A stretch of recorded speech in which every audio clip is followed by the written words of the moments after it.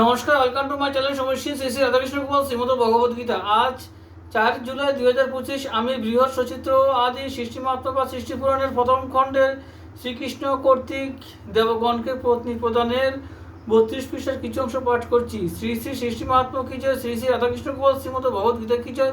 রাধাকৃষ্ণ রাধাকৃষ্ণ রাধাকৃষ্ণ। কিছুকাল গোলকেতে কর অবস্থান, শিবের বামেতে পরে বাড়িবে সম্মান।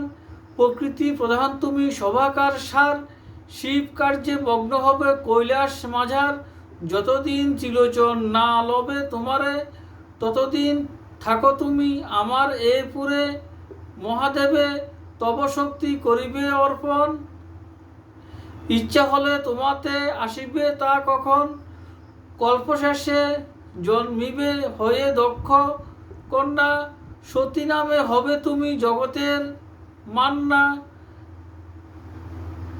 মহামায়া সেই কালে হইবে শিবানী, পরাণ তেজিবে তুমি শিব নিন্দা শুনি। পুনঃ জন্মিবে মেনকার গর্ভোদরে, পার্বতী নামেতে খ্যাত হবে চরাচরে। পুনঃ স্বামী হইবেন দেব ত্রিলোচন, যতবার জন্ম লবে অবনী ভুবন।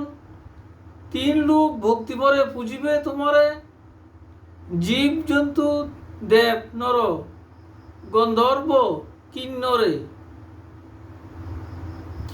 এত বলি শ্রীহরি করিলা সম্বর্ধন,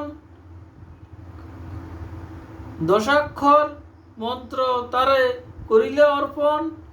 তবে প্রফুল্লিত মনে হরি পরাৎপর, মন্ত্র দিল শিবকর্ণে ত্রয়োদশাক্ষর। কুবের কামাদি ধর্ম বায়ু বা অনল, সবারে দিলেন মন্ত্র হয়ে কৌতূহল। শ্রীহরি কহেন পরে সম্বোধি বিধিরে, সৃষ্টির কারণ তব উৎপত্তি সংসারে।